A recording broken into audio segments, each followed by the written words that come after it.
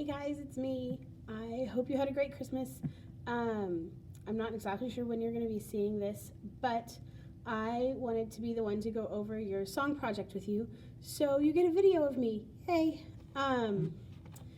Everyone should have a packet that has several pages in it. There's a description and some rubrics. We're going to have to be a little bit flexible with the dates, and I know y'all are amazing at that, so it is not going to be a big deal at all. Just make sure that you write down the dates that Miss Hamlet tells you, because those will be when things are due. So the first thing I want everyone to take a look at is, and I apologize, these may end up backwards for y'all because I don't know if the iPad's going to flip it or not. Take a look at this that has the project. The final due date is going to be the same regardless. We're going to be signing our songs the week after, or the week before spring break. So you'll have all the rest of this 9 weeks to work on it, which is plenty of time. You should be good.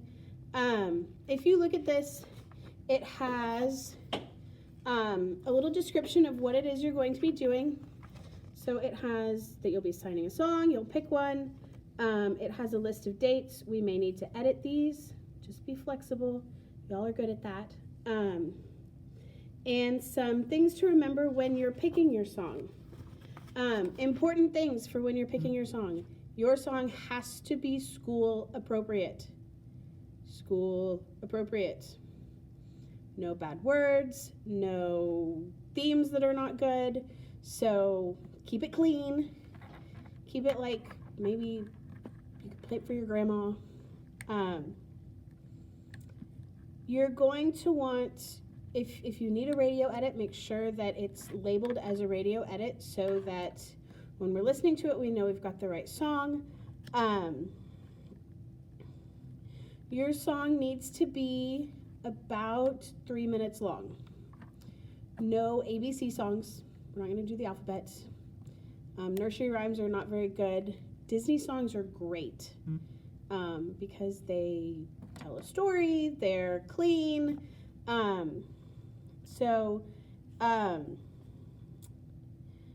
You really want to avoid songs that have a lot of repetition. That gets to be really boring. Also, things with a really big music break. You don't want a really big music break because you're going to have to fill that with something and it gets awkward. The other thing you want to think about is how fast or how slow is the song. Your signing style is going to reflect the song, how it sounds.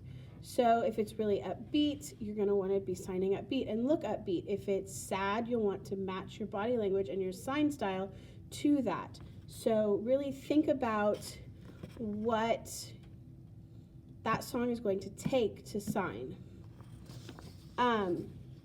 Next, we're going to look at the rubrics. Everybody has a copy of all the rubrics, so you get to see exactly how you're going to be graded, which is really nice. Yay. So the first rubric is part 1, which is your lyrics. This is super easy. Turn in your lyrics.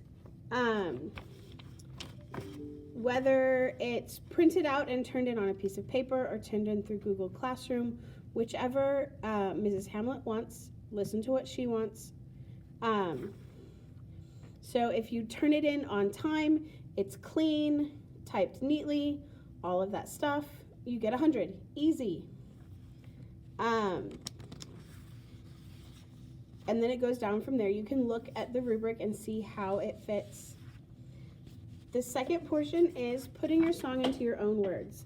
This is really going to help you figure out how to sign the song. Songs typically aren't straightforward, right? They use fancy words, they use imagery, we use slang, all of those things. So what I really want you to do is take your song and put it into just really plain English. Pretend you're telling me what your song is about.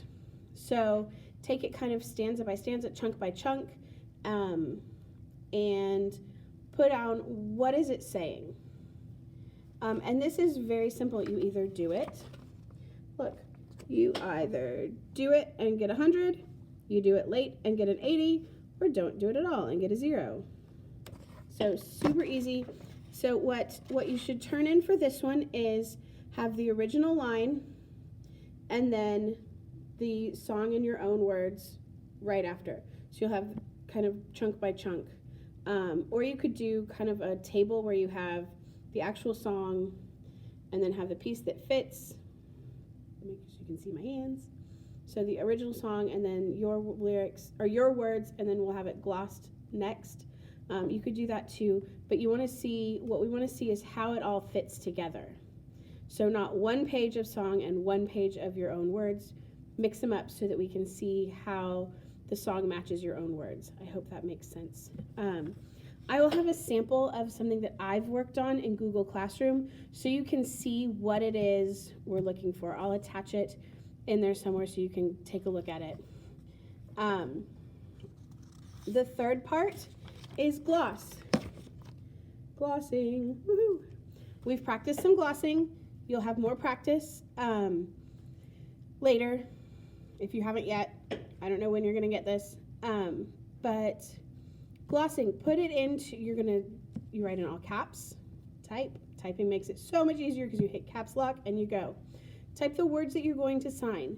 Remember, you're signing the concepts, not the literal English. So the example that they give is, I'm blue since my love kicked the bucket. Am I literally blue? Nope, I am sad, right? And did my love kick a bucket? Literally? No, they died. So you would say, I'm sad because my sweetheart died. A really good example that a lot of people have used is the song Baby. We are not literally talking about a baby, we're talking about a sweetheart, right? We're not talking about like a baby, it's a sweetheart. So think about the concepts, not the literal words. That really makes a huge difference in signing your song, which is why we put them into our own words first, because that's forcing you to think about those concepts. And the last part is signing. Woo! So this piece is where it gets a little bit different. Traditionally, the late work policy for any grade is that anything that's late is automatically 20% off. And that's fine, but for this, I'm going to actually help you out a little bit. The week of spring break, we start with volunteers. I typically give the first 10 people who volunteer, or fewer depending on how big the class is. So 3s and 4s, it's a smaller class. 10 people would be most of you. So we're gonna have fewer than that, sorry guys.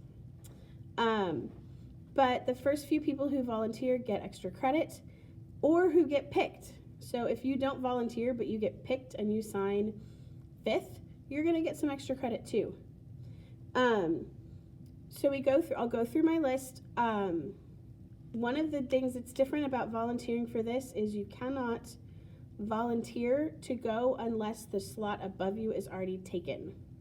So there'll be a sign-up sheet on the board the day of the first day of signing, and you can't sign up to go last.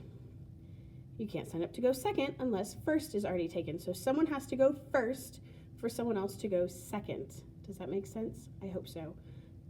If not, we'll get some clarification. Just let Mrs. Hamlet know, and I can help her clarify with that. So